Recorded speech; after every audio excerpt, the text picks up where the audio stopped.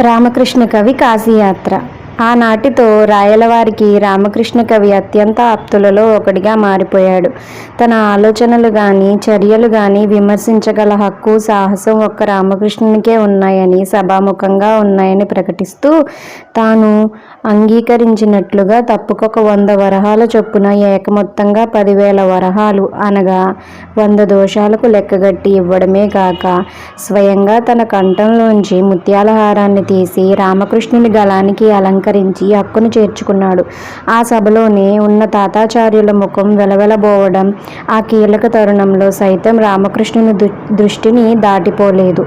అదే తరుణంలో రాయలవారు ఇంకొక వరంతో కూడా ఆ కవివరుని అనుగ్రహించారు.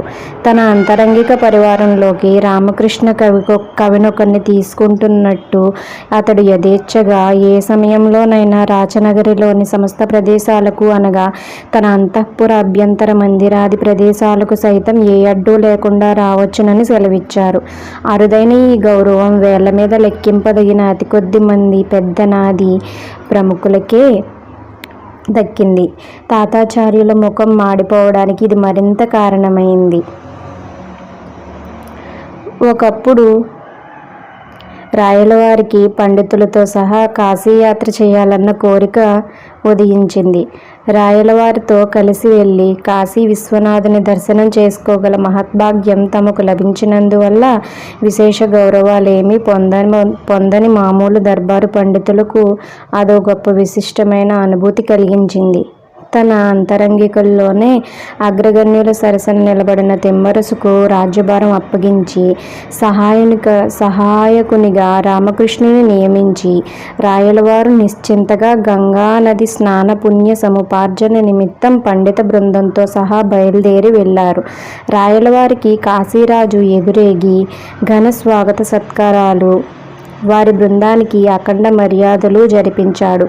కాశీలోని దర్శించదగ్గ ఘట్టాలు ఆలయాలు చూడటానికి అధమం 6-7 నెలలైనా పడుతుందని అలనాటి నుంచి ఉన్న వాడుక.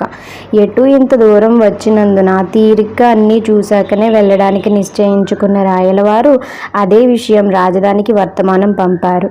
ఏదో నెల్లాళ్ల భాగ్యానికి రాజ్యభార నిర్వహణకు సహకారాన్ని తన తలకు ఎత్తుకున్న రామకృష్ణునికి రాయలవారు లేకుండా రాజధానిలో అన్ని నెలలు గడపడం పెద్ద శిరోభారంగా తోచింది. అమాత్య తిమ్మరుసు అనుమతి తీసుకుని తన బాధను ఆయనతో చెప్పుకుని ఒప్పించి రామకృష్ణుడు కూడా కాశీ బయలుదేరాడు.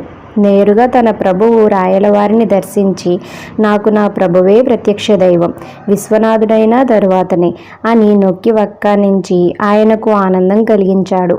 రామకృష్ణ కవి లేని లోటు అప్పటికే అనుభవిస్తున్న ఆ ప్రభువుకు కూడా రామకృష్ణుని రాక మహదానందకారకమైంది. రామకృష్ణుడు వెళ్ళేసరికి అక్కడొక చిక్కు సమస్య పరిష్కరించమంటూ న్యాయ నిర్ణేతగా రాయలవారిని ఎన్నుకొన్నాడు కాశీరాజు. అది క్రమంగా జటిలమైపోయిందే తప్ప నిర్ణయానికి దొరకని రీతిలోకి మారింది. ఇంతకు విషయం ఇది.